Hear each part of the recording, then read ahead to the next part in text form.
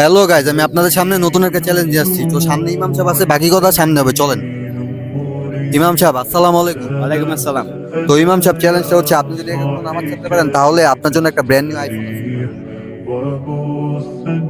আচ্ছা ভাই, আমি এক নামাজ ছাড়লাম। তো গাইজ, আপনারা দেখতে পাচ্ছেন যে ইমাম সাহেব একটা আইফোনের জন্য এক ওয়াক্ত নামাজ ছাড়তে রাজি হয়ে গেছে। তো ইমাম সাহেব,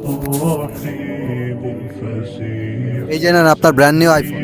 তো গাইজ, বাকি বিস্তারিত কথা সামনে হবে, চলেন।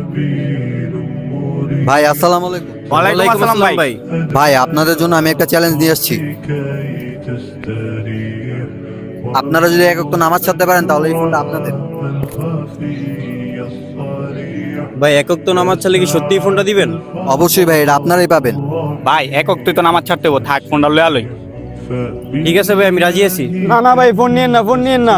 আরে ফকির জানেন তে, আরে হ্যাঁ, তুই ফকির না, হ্যাঁ আমাদের মসজিদের ইমাম সাহেব। ভাই যত কিছু হয়ে যাক, আপনারা নামাজটা ছাইরেন না। আরে ইমাম সাহেব, আপনি পাগলের মতো করতেছেন কেন? ভাই তাহলে তোমরা শোনো।